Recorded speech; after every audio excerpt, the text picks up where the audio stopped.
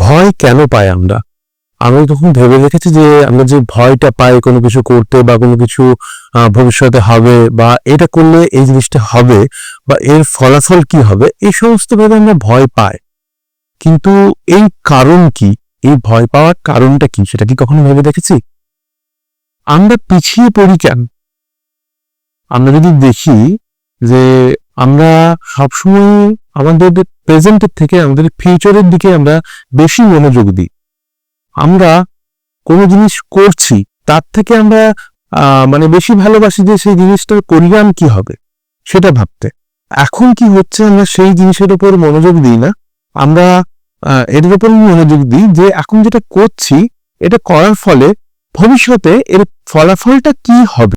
আর এই ফলাফলেরই ওপর যখন অতিরিক্ত আকাঙ্ক্ষা জন্ম নেয়, তার সাথে সাথে তখনই জন্ম নেয় ভয়। কারণ ফলাফল তো দুরকমই হতে পারে, আমাদের ইচ্ছের অনুকূলেও ফলাফল হতে পারে, ইচ্ছের প্রতিকূলেও ফলাফল হতে পারে। তো আমরা যদি এটা মেনে নিতে না পারি যে আমাদের ইচ্ছে যা হচ্ছে তার ফলাফলটা আমাদের ইচ্ছের প্রতিকূলেই হবে, তখন আমাদের মনের মধ্যে ভয়ের সৃষ্টি হয়। যে ভয় পেতে চায় না সে ভবিষ্যতে সব চিন্তাই ত্যাগ করে।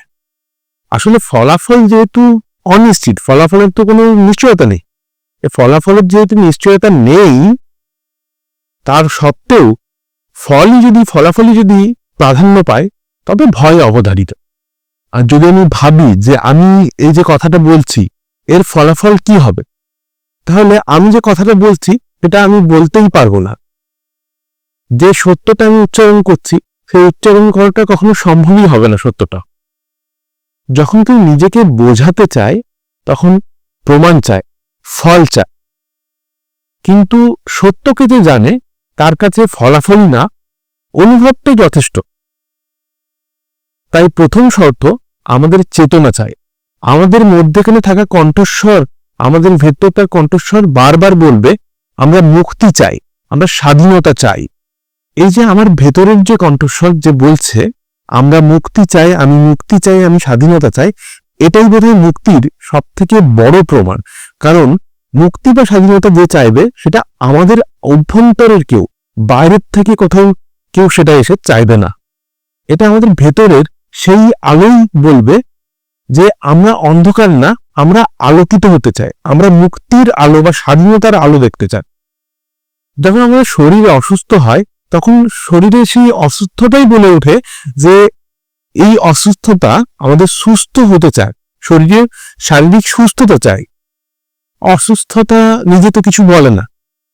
তাই ঠিক তেমন ভাবেই আমাদের ভেতরে যে মুক্ত আত্মা বলছে আমরা মুক্ত হতে চাই, সেটা আমাদের অভ্যন্তরের, আমাদের আত্মারই আওয়াজ। তাই মুক্তি বা স্বাধীনতা খুঁজতে হয় না, মুক্তি বা স্বাধীনতা আমাদের ভেতরেই আছে, ভেতরেই আছে। কিন্তু অসংখ্য ভাবে ধূলিকণা জমে গেছে, ধুলো পূর্ণ হয়ে ধুলোতে ভর্তি হয়ে গেছে। সেটা আমাদেরই উচিত সেই ধুলো, ময়লা, নোংরা পড়া সেই মুক্তিকে পরিষ্কার পরিচ্ছন্ন করা এবং মুক্তি বা আলোর পথে তাকে নিয়ে যাওয়া বা স্বাধীনতার পথে তাকে নিয়ে যাওয়া। আমরা ভাবি যে আমরা বাইরের থেকে সবকিছু পাবো, আমরা বাইরের থেকে আনন্দ পাবো, আমরা বাইরের থেকে ভালোবাসা পাবো, কিন্তু না, সেটা একেবারেই না। ভালোবাসা, আনন্দ সবকিছু আমাদের অভ্যন্তরের জিনিস এবং সেই সবকিছুই আমাদের অভ্যন্তরেই আছে।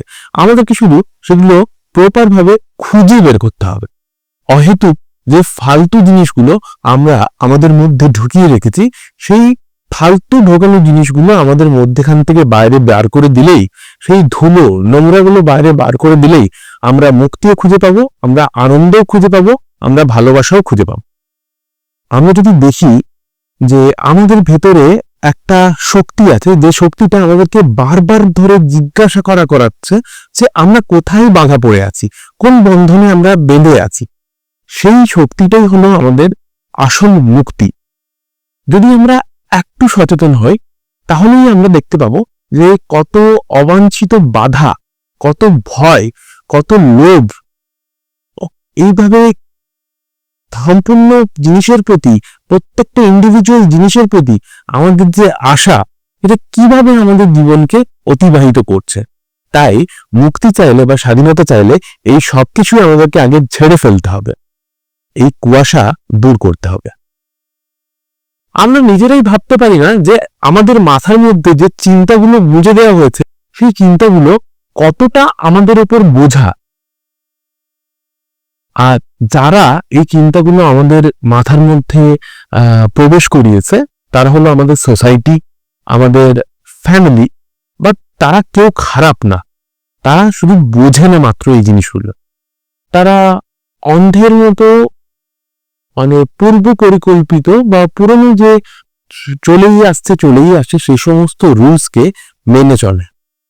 কিন্তু আমরা যদি জ্ঞানের আলোয় আলোকিত হই তাহলে আমরা কেন সেই জিনিসটাকেই অন্ধের মতো অনুসরণ করব বা ফলো করব? আর যখনই আমরা দেখব আমরা অন্ধের মতো এই জিনিসগুলোকে নিজেরাও নিজেদের মধ্যে নিয়ে নিয়েছি বা নিজেরাও সেগুলোকে ফলো করে চলছি, তখন আমাদের বুঝতে হবে যে আমরা কোথাও না কোথাও নিজেদেরকেই খণ্ডিত করছি। যা আমাদের মধ্যে সীমাবদ্ধতা তৈরি করে, যা আমাদেরকে ছোট করে দেখায়, যা আমাদেরকে ভয় দেখায়, যা আমাদেরকে লোভ দেখায়, এই সমস্ত কিছু ত্যাগ করতে হবে। 10 জন যা বলছে তা সবসময় ঠিক না। আমাদেরকে এই জিনিসটা বুঝতে হবে যে অনেক সময় সংখ্যাগরিষ্ঠতাই বোঝায় যে এরা মূর্খের পথে হাঁটছে, মূর্খতার পথে হাঁটছে। আমাদের জীবন আমাদের নির্দেশেই চলবে, আমরা শিশু না। যে মুহূর্তে আমাদের উপর কেউ ক্ষমতা খাটায় বা অধিকার বোধ খাটায় তখনই আমাদেরকে বুঝে নিতে হবে যে আমরা কোথাও একটা ভয়ে আছি বা কোথাও একটা কোনো লোভের জন্য আছি। তাই ভয় ও লোভ এই দুটোই যতদিন থাকবে ততদিনই আমরা পরাধীনই থাকবে। আর আমরা যদি এই ভয় আর লোভ ত্যাগ করি তাহলে আমাদের উপর কেউ আধিপত্য বিস্তার করতে পারবে না। আর এই জন্য আমাদের কারোর সাথে লড়াই করতে হবে না, আমাদেরকে নিজেদের মধ্যেই দেখতে হবে, নিজেদের অভ্যন্তরে খুঁজতে হবে যে কোথায় বসে আছে সেই ভয় বা সেই আকাঙ্ক্ষা। আমাদের নিজের মনই আমাদের সব থেকে বড় শত্রু যদি সে জাগ্রত না হয়। যদি আমি নিজে মুক্ত হই তাহলে আরেকজনের মুক্তি তবেই সম্ভব, কারণ একটা মোমবাতি থেকেই আরেকটা মোমবাতি জ্বলে। আর অন্ধেরা আলো দিতে পারে না, কারণ তাদের নিজের মধ্যেই আলো নেই। আর যার নিজের মধ্যেই আলো নেই তারা অন্যকে আলো দেবে কিভাবে? আর এটা তাদের দোষ নয়, এটা তাদের সীমাবদ্ধতা। তাই আমাদেরকে তাদেরকে কৃতজ্ঞতা জানাতে হবে, তাদেরকে আলো দিতে হবে। আমরা যদি এটা ভাবি যে তারা আমাদেরকে এই জিনিসটা বোঝাচ্ছে, তা বলে আমরা তাদেরকে সঠিকটা বোঝাতে যাব কেন বা কিসের ভিত্তিতে তাদেরকে আমরা তাদের ভুলটা রেকটিফাই করে দেব? এটা কিন্তু প্রকৃত ভালোবাসার নিদর্শন না। যদি কেউ আমাকে ভুলটা বোঝায় এবং আমি বুঝতে পারি, আমার জ্ঞানের আলোতে যদি সেই অন্ধকারটা তার মধ্যেকার দেখতে পায়, আমার সত্যিকারের উচিত যে বিপরীত মানুষটা বা সামনের মানুষটা যে আছে তার অন্ধকারটাকে আলোতে পরিণত করা। হয়তো এর জন্য সামাজিক ভাবে বিভিন্ন জিনিসে একটা বিপরীত প্রতিক্রিয়া আমাদের উপর পড়বে, কিন্তু সেটা সাময়িক সময়ের জন্য, একদম এটা লং টাইমের জন্য নয়। কিন্তু সেই সাময়িক যে প্রভাবটা সেটা যদি আমরা সহ্য করতে পারি তবেই আমরা প্রকৃতভাবে সামনের মানুষকে আলোকিত করতে পারব। তাই আমরা যদি সত্যিকারেই তাদেরকে ভালোবাসি, আমাদেরকে মনে রাখতে হবে যে একটা সময় তারাও আমাদের হাত ধরেছিল। আজকে আমরা যাদেরকে ফ্যামিলি মেম্বার, সমাজ বা বাবা মা যাদেরকে বলি তারাই। তো আমাদেরকে এমনটা ভাবলে চলবে না আজকে তাদের মধ্যে যেন যদি এই বিষয় সম্পর্কে প্রপার নলেজ না থাকে আমরা তাদের হাত ছেড়ে দেব না, বরং আমরা তাদের হাত ধরে প্রকৃত জিনিসটা তাদেরকে শেখাবো। তাদেরকে লাইটটা, আমার মধ্যে থেকে যে লাইটটা আছে সেটা তাদের মধ্যে আমি পাস করব। ভালোবাসা মানে শুধু গ্রহণ না, ভালোবাসা মানে কষ্ট সহ্য করে হলেও প্রিয়জনকে জ্ঞানের আলোতে আলোকিত করা, সত্যের আলোতে আলোকিত করা। আমি তো মনে মনে বলবো যে তারা রাগ করবে, তারা ভুল বুঝবে, কিন্তু আমাকে এই কাজটা কষ্ট সহ্য করে হলেও করতে হবে, কারণ আমি তাদেরই ভালোবাসি। যেমন কোনো বাচ্চাকে ইনজেকশন দিতে গেলে বা টিকা দিতেই নিয়ে গেলে বাচ্চাটা যেমন প্রচন্ড কান্নাকাটি করে, কিন্তু বাচ্চার মা বুঝতে পারে বা বাচ্চার পরিবার বুঝতে পারে এই টিকা দিতে গেলে, মানে টিকাটা দেওয়া হলে বাচ্চাটারই মঙ্গল হবে। তাই তারা সেই বাচ্চার কষ্টটাকে সহ্য করেও, বাচ্চার যে ঝামেলা সৃষ্টি করে এটাকে উপেক্ষা করেও তারা কিন্তু বাচ্চার ভালোর জন্য টিকাটা দেয়। তাই আমরা যদি সামনের জন বা প্রিয়জনকে ভালোবাসি, তো তাদের সাময়িক ভুল বোঝাটা উপেক্ষা করেও, তাদের যে রিয়াকশনটা আমাদের উপর পড়ছে সেটা উপেক্ষা করেও আমাদেরকে তাদেরকে আলোকিত করতে হবে। আমি তাদের ঠেলে বাধ্য করে না, আমি তাদের ভালোবাসা নিয়ে মুক্তির আলো দেখাবো। এটাই ভালোবাসার কর্তব্য, এটাই মুক্ত আত্মার পথ।